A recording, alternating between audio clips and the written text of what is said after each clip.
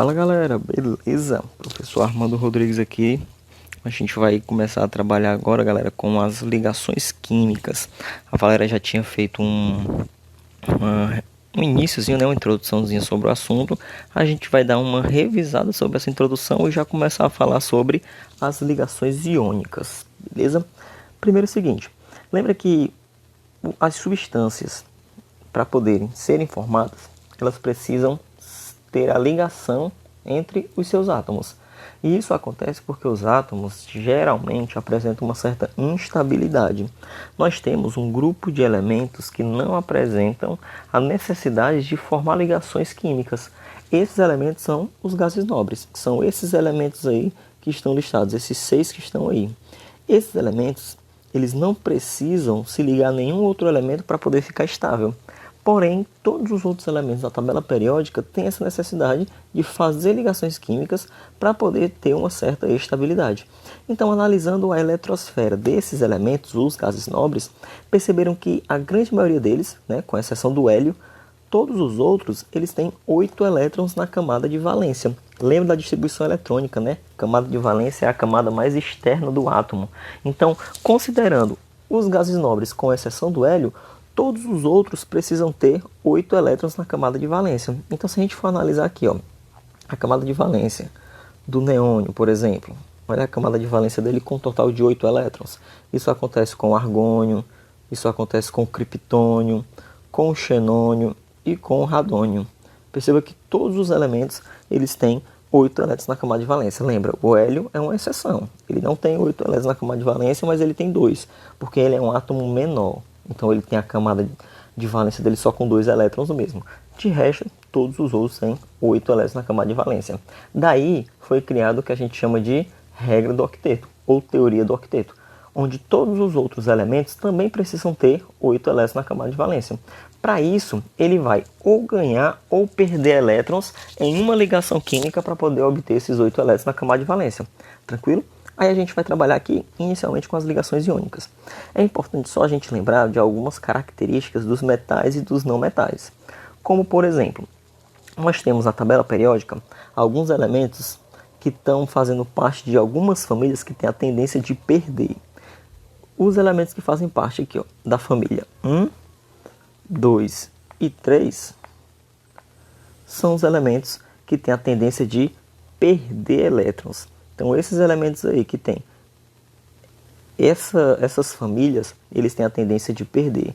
Aí você vai perguntar, vixe, mas como é que eu faço para saber qual é a família dos elementos? Vamos lembrar só o seguinte, ó.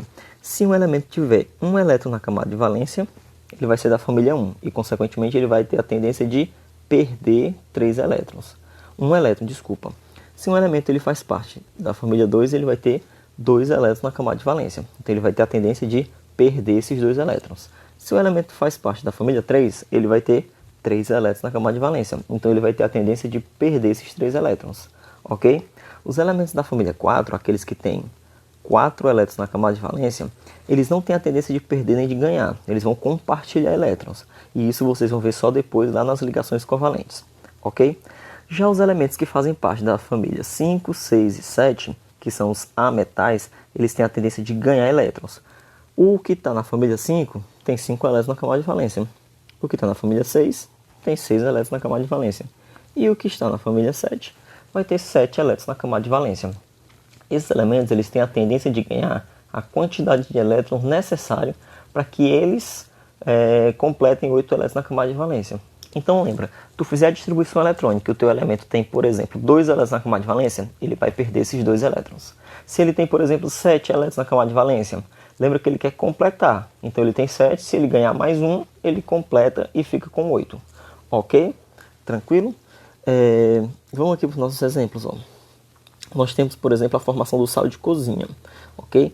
O sal de cozinha ele é formado pelo sódio e pelo cloro. Então nós temos aqui ó, o sódio, que tem o número atômico 11. E, consequentemente, a distribuição eletrônica dele fica 1s2, 2s2, 2p6, 3s1. Isso aqui é um 6, viu? 3s1. Beleza. Aí ele está com 11 elétrons na camada de valência. Perceba que a camada de valência dele é a 3. Olha quantos elétrons tem. Somente um. Lembra que toda vida que tiver um elétron na camada de valência, ele tem a tendência de perder. Então ele perde esse elétron, aí esse sódio se transforma em Na+, porque ele vai perder um elétron. Lembra que na química, quem fica positivo é porque perde um elétron, ok?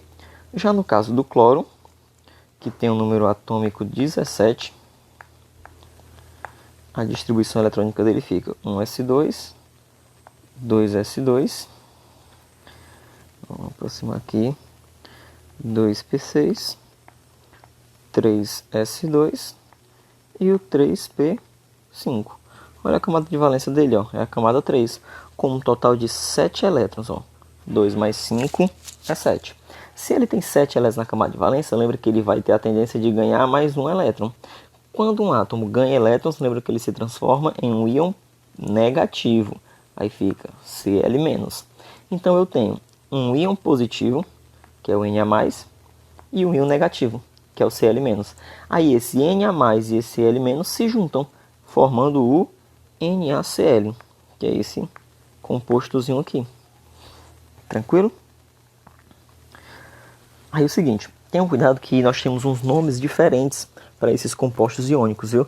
A gente pode ter, no caso da ligação, né? Eu posso ter a ligação sendo chamada de eletrovalente ou heteropolar. Nessa circunstância aqui, galera, a minha substância ela é neutra. Então a quantidade de cargas negativas e positivas tem que ser iguais. Então nesse exemplo aqui, eu tenho o cloro que precisa ganhar só um elétron. E o magnésio que ele acaba perdendo 2. Se a gente fizer a distribuição eletrônica, o magnésio terá 2 elétrons na camada de valência. Então ele tem que perder esses 2. Nessa situação eu tenho Mg2+, e Cl-. Para que eu tenha a neutralidade, eu vou ter que ter 2 cargas negativas para poder contrabalancear com essas 2 positivas. E consequentemente formar o meu composto, que é o MgCl2.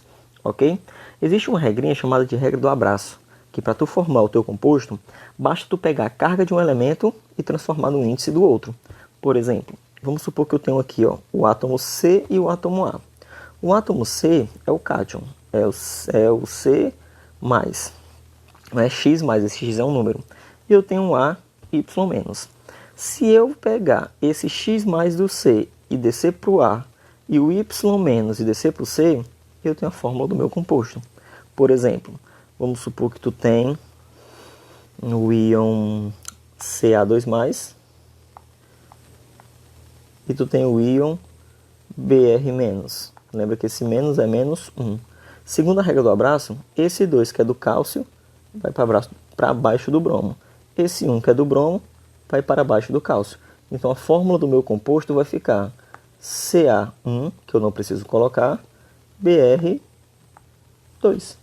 Simplesmente assim. Tranquilo? Beleza? Outra coisa que é importante que vocês saibam são essas propriedades dos compostos iônicos. Por exemplo, esses compostos iônicos eles não conduzem corrente elétrica se estiver no estado sólido. O sal de cozinha não vai conduzir eletricidade do jeito que ele está.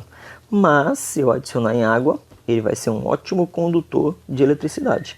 E mais, eu posso derreter esse sal também. Derretendo o sal e transformando ele em líquido, ele vai conduzir também eletricidade.